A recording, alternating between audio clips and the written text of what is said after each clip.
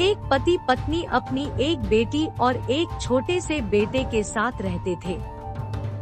एक दिन माँ ने अपनी बेटी से कहा, बेटी देखो, हम लोग काम करने जा रहे हैं। तुम यहाँ घर पर अपने भाई का ख्याल रखना और देखो घर की चारदीवारी के बाहर मत जाना। अच्छी बच्ची बनकर रहना। हम तुम्हारे लिए एक रुमाल लेकर आएंगे। यह कहकर वे तो अपना काम करने चले गए और वह बच्ची तो वह सब भूल गई जो उसकी माँ उससे कह कर गई थी। उसने तुरंत ही अपने छोटे भाई को एक खिड़की के नीचे घास पर बिठाया और घर के कंपाउंड में भाग गई। वहाँ वह खेलती रही और खेल में इतनी डूब गई कि उसको कुछ और याद ही नहीं रहा। इतने में एक हंसनी आई और उसके छोटे भाई को उठा कर ले गई। जब लड़की अंदर आई तो उसने देखा कि उसका भाई तो वहाँ नहीं है। वह चिल्ला पड़ी, ओह नहीं, कहाँ गया मेरा भाई? वह बेचारी इधर उधर दौड़ती फिरी पर वह तो उसको कहीं दिखाई नहीं दिया। उसने उसका नाम लेकर जोर जोर से पुकारा भी पर उसका तो कहीं पता ही नहीं था। वह रो पड़ी और रो रो कर कहने लगी कि उसके माता पिता उससे कितना गुस्सा होंगे, पर उसके भाई ने तो कोई जवाब ही नहीं दिया। जवाब तो कोई तब देता जब वहाँ कोई होता। वह तो बेचारा वहाँ था ही नहीं तो वह जवाब कहाँ से देता। उसको ढूंढने के लिए फिर वहाँ से वह खेतों के किनारे तक भागी भागी गई तो उसको वह हंसनी दिखाई दे गई जो उसके भाई को उठा कर ले गई थी। वह दूर और बहुत दूर जंगल की तरफ उड़ी चली जा रही थी और उसकी आंखों से ओझल होती जा रही थी। उसको लगा कि वे हंसनियाँ उसके भाई को अपने साथ लिए चली जा रही थी। हंसनियाँ तो अपनी शैतानी और छोटे बच्चों को उठाने के लिए पहले से ही बहुत बदनाम थी। लड़की उन हंसनियों के पीछे पीछे दौड़ चली। दौड़ते दौड़ते वह एक ओवन 26 के पास आ गई। उसने ओवन से पूछा, ओ छोटे ओवन, ओ छोटे ओवन, मुझे बता ये हंसनियाँ उड़कर कहाँ जा रही हैं? ओवन बोला, पहले तुम मेरे राई के कुछ बन खाओ तब मैं तुम्हें बताता हूँ कि वे कहाँ जा रही है। मैं तुम्हारे राई बन नहीं खा रही। मैं तो अपने घर में रखे गेहूं के बन भी नहीं खाती। सो ओवन ने उसको नहीं बताया कि वे हंसनियाँ कहाँ जा रही थी और वह लड़की दौड़ती हुई और आगे चली गई। दौड़ते दौड़ते वह एक सेब के पेड़ के पास आई।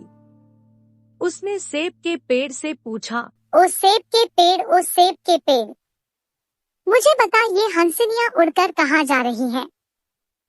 सेब का पेड़ बोला, तुम पहले मेरे जंगली सेब खाओ फिर मैं तुम्हें बताता हूँ कि ये हंसनियाँ उड़कर कहाँ गई है। मैं तुम्हारे जंगली सेब नहीं खाती। मैं तो अपने घर में अपने घर के बागीचे के सेब भी नहीं खाती। और सेब के पेड़ ने उसको यह नहीं बताया कि वे हंसनियाँ उड़कर कहाँ जा रही थी। वह फिर दौड़ती हुई आगे बढ़ी। दौड़ते दौड़ते वह एक दूध की नदी के पास आई जिसके किनारे पुडिंग के थे।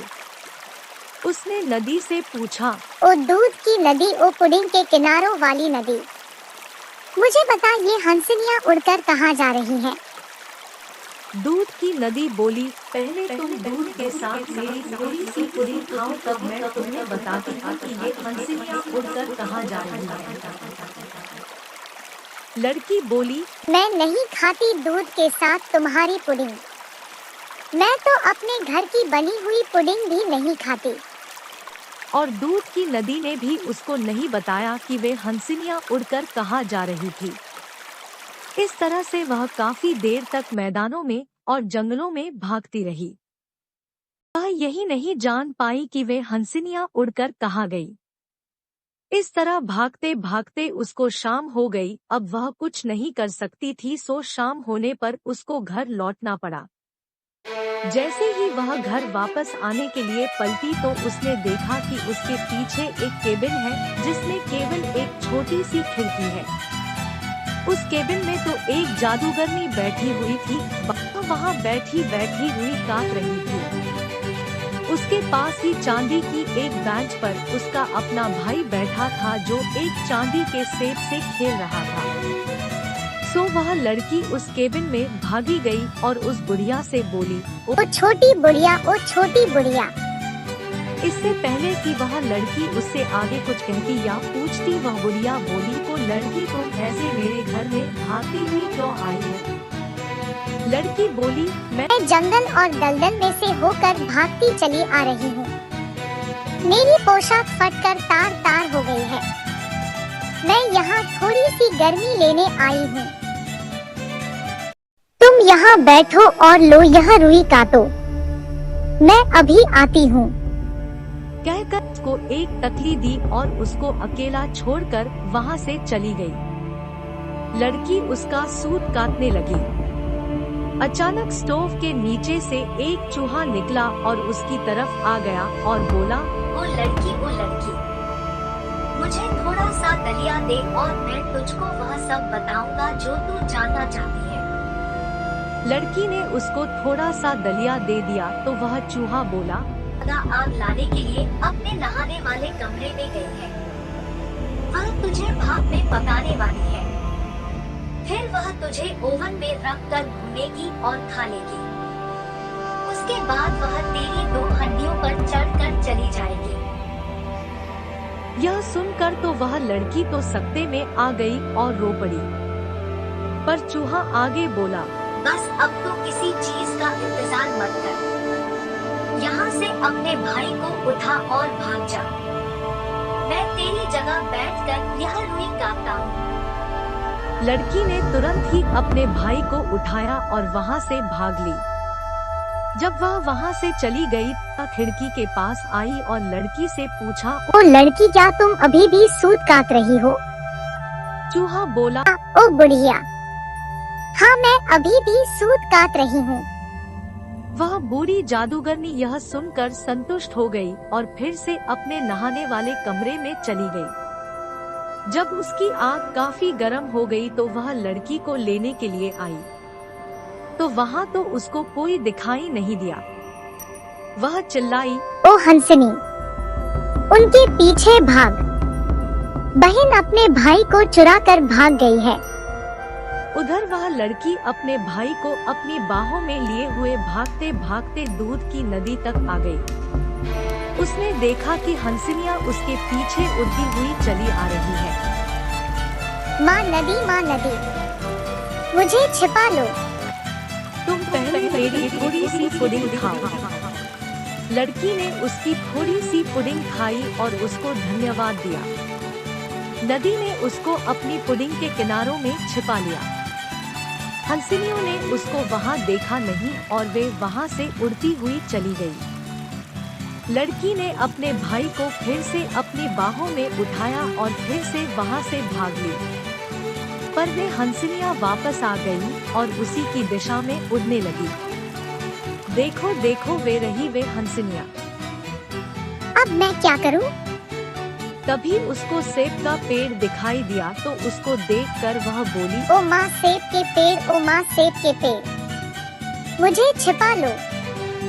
सेब का पेड़ फिर बोला, पहले मेरे थोड़े से सेब खाने। लड़की ने तुरंत ही उस पेड़ से तोड़कर एक सेब खा लिया और उसे धन्यवाद दिया। पेड़ ने भी तुरंत ही उसको अपनी शाखाओं में छिपा लिया। हंसनियों ने उनको वहाँ नहीं देखा, सो वे वहाँ से आगे उड़ गई।